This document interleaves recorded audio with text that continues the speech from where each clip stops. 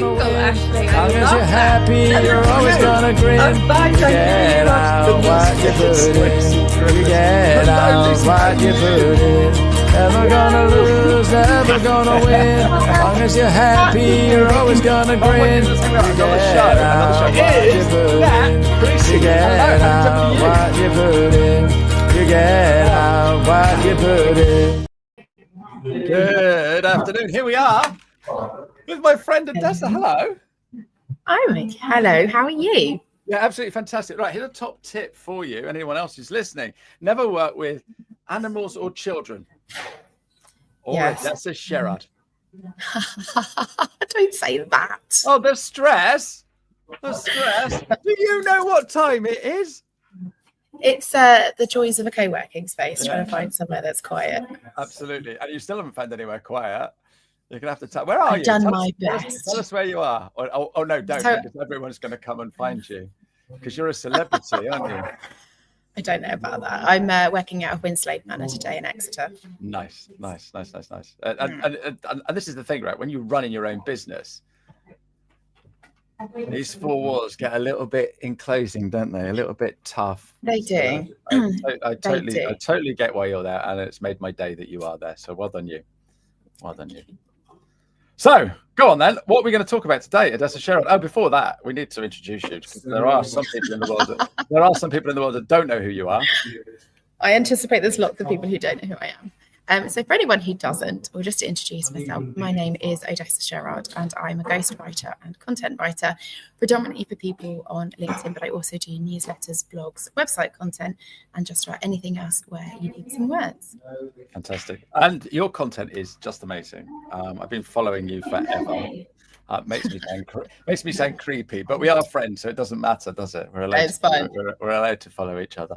And there were some lovely comments as well today on your post about how we make a great team.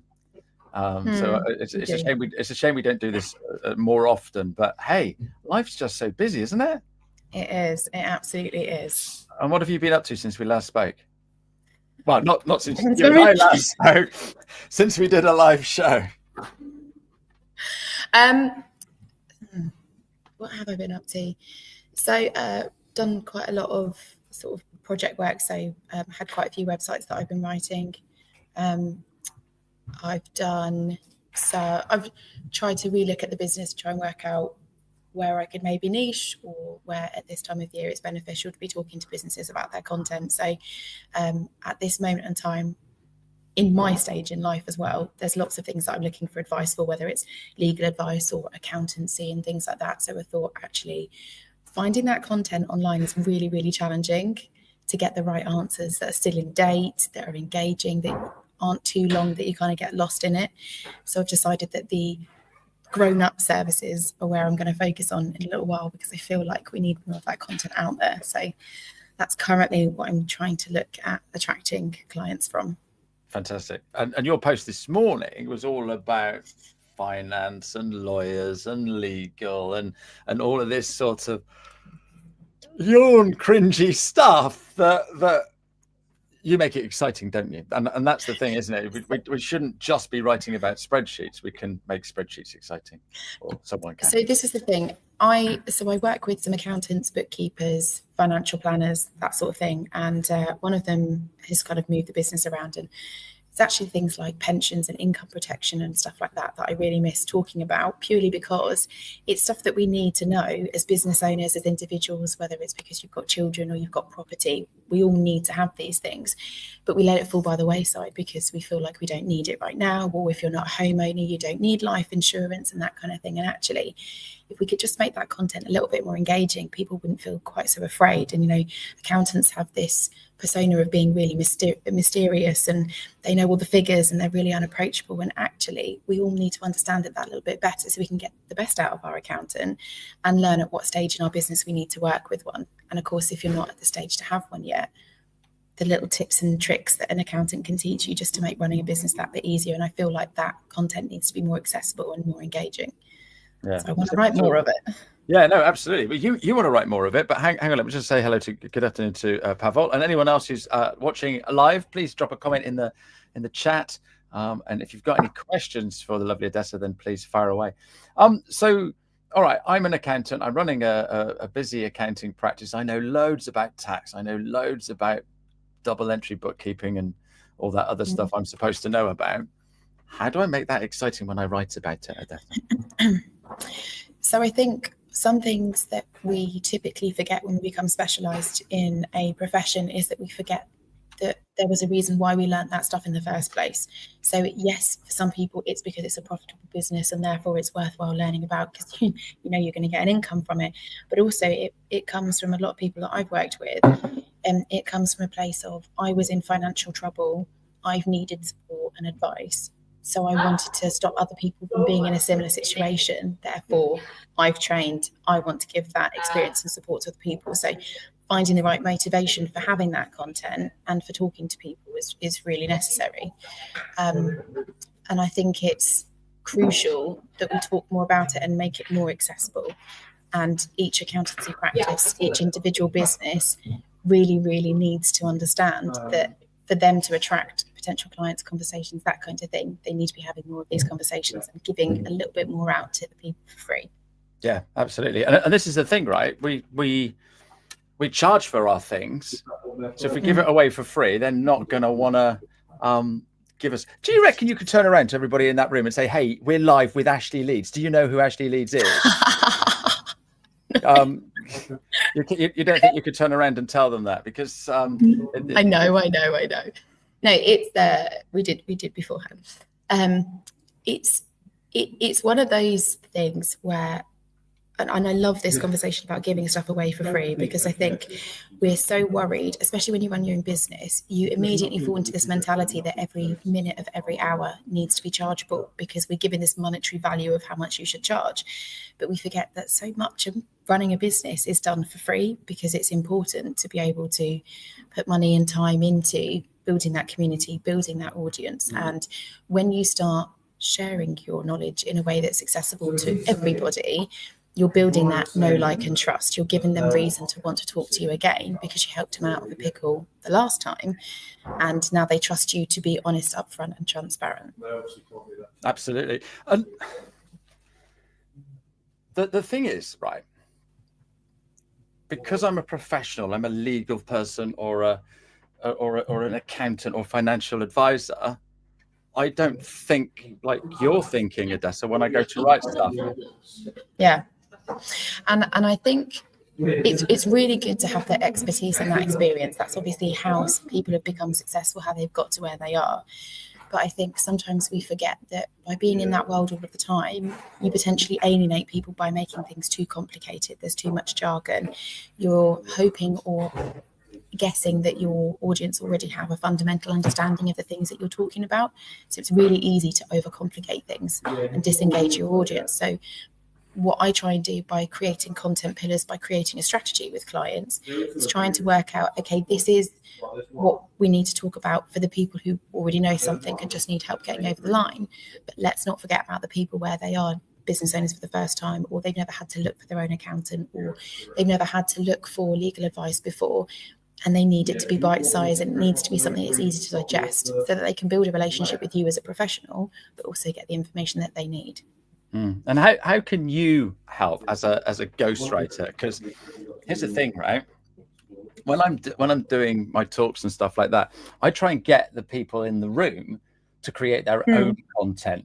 And because I've got people in the room and they're running a small business, they're running all kinds of different businesses, and I'm turning around and saying, hey, you need to create your own content. Oh, I don't know how to write.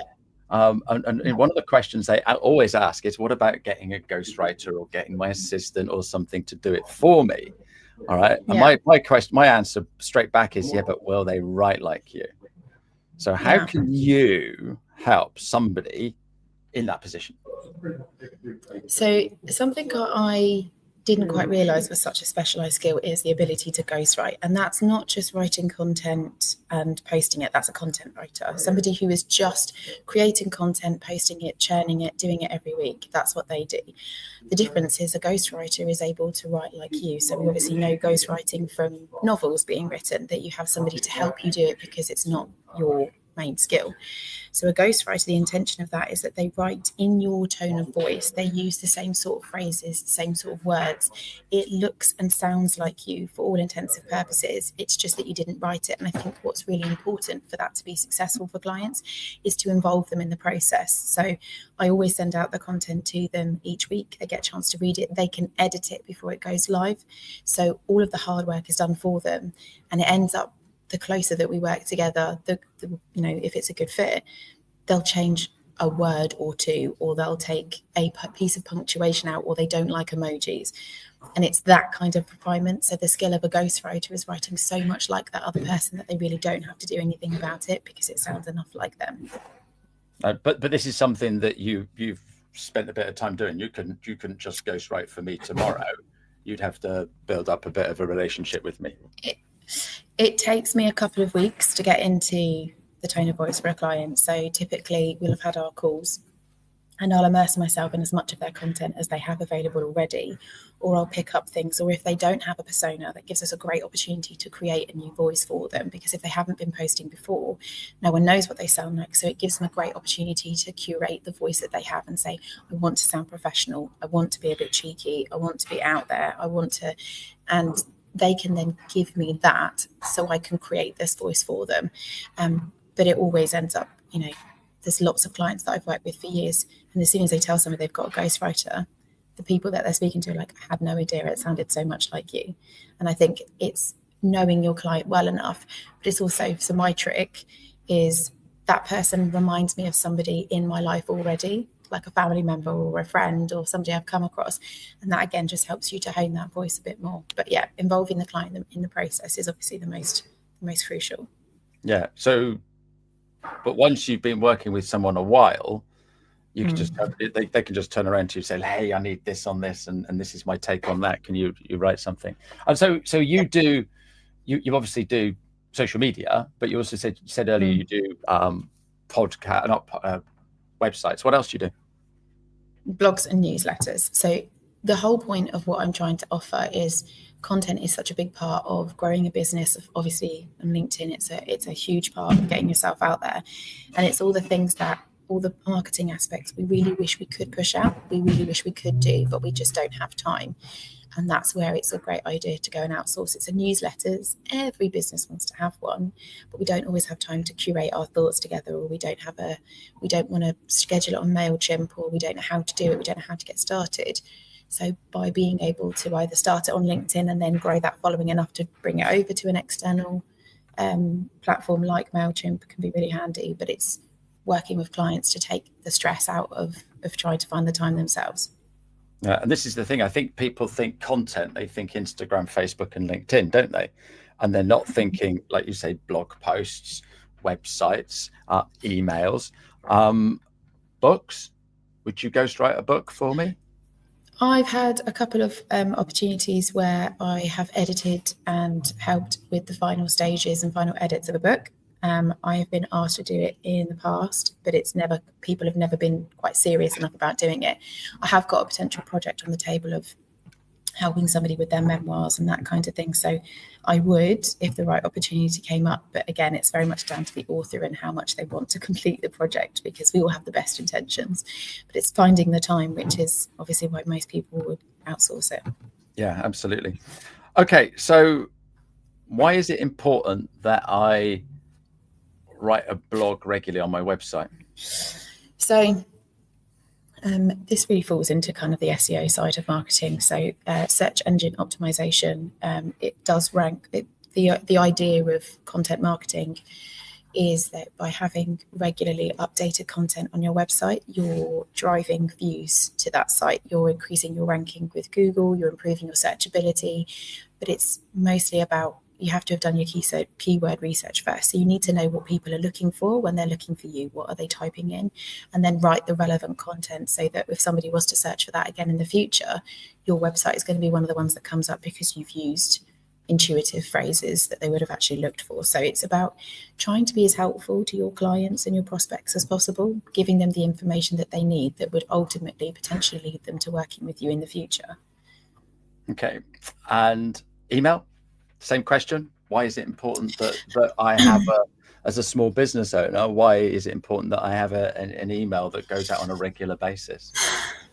So email marketing, I think, is one of those things where you love it or you hate it. We've all got hundreds of newsletters coming into our inboxes every single month, and some of them we'll read and some of them we'll ignore. But I think it's about having a regular touch point with your audience. It's a great opportunity if you worked with somebody in the past, that you can give opportunities for them to work with you again in the future. We can't assume that because you worked with them 2 years ago that they still remember everything that you do and how you can help them. And sometimes, well, the whole point about marketing, and it really bugs me when people say marketing is all about sales. It isn't. It's about getting attention. It's about being front of mind. That's why we try and be consistent with what we're putting out there on LinkedIn and any other platform. So email marketing is really more of the same. Yeah. So I think this is the thing. People do think it's about sales. So every email I get, it's buy this offer. This is coming next. And then it's sort of like, hang on, I'm getting no value from this. All I'm getting is you trying to flog me your next thing. Any tips around that, please, Odessa? So I think what you just said is probably the biggest one, is don't write something without obvious tangible value to the reader. So for you just to say, I'm doing this course, list all the course content, that's great, but there's nothing that they can take away immediately right now to action or to work on, or that will help them move it forward that 1%, as that seems to be the trend that most people are trying to work on at the moment. So it's about, why am I writing this? Where does this fit into my strategy? If I write this week, how can I follow up that next time? How can I move the person along the sales line each and every time that I talk to them? And I think it's the same with all kinds of content. We forget that there needs to be obvious value. We need to recognize that it's not just our opportunity to sell, it's also our opportunity to educate and entertain. And we need to take those opportunities to build that know, like, and trust. Yeah, educate and entertain, know, like, and trust. All of my passions.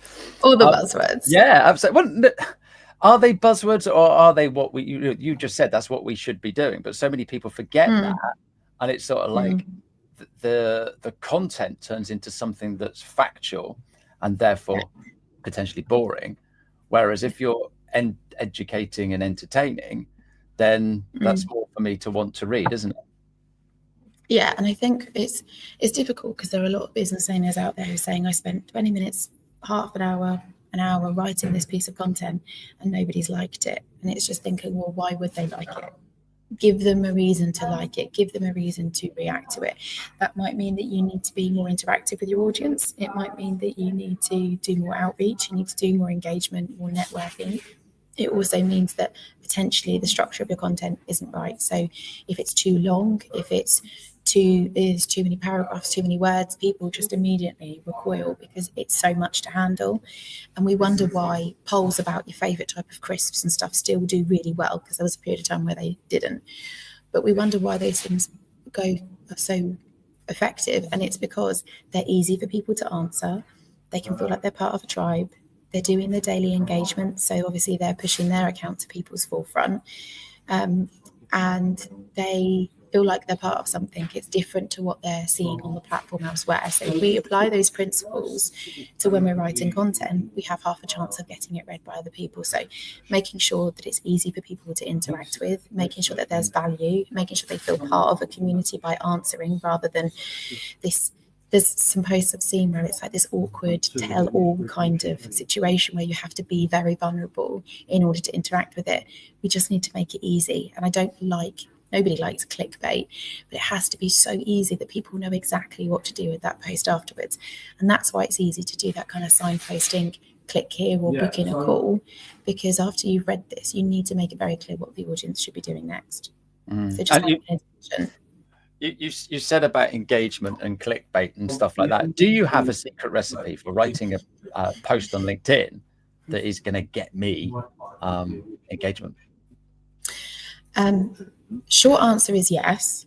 And it's usually something where you've put your face to it. And I know none of us really like showing our face all of the time because we want it to be about what we do. But it's that psychological thing of having a connection with the human as opposed to never really knowing who's putting the content out there. So instead of using pictures that have been taken, royalty-free type stage shots, it's about actually showing the person behind. If you're saying, I went to the beach today and had this idea, show us the beach. more and more we're finding that it's that visual content that people are relating to and they're wanting to stop scrolling to look at. When we have something visually to stimulate us, we're more likely to stop than having just to read a wall of text. So yeah, in theory, my first thing is to say, yes, it can be really easy to get engagement when you show up as a person, when you show up with your own content. But if there's no real substance to what you're writing and people get to see that and it's just too much and you haven't really thought about it, then actually sometimes it can be really challenging, because as you and I know, writing content and just broadcasting to your network is only part of what you need to do on LinkedIn. Yeah, absolutely. Pavel's got a point here. The entertainment aspect is so important and it needs to be mixed into each and every post. He's used the word mixed there.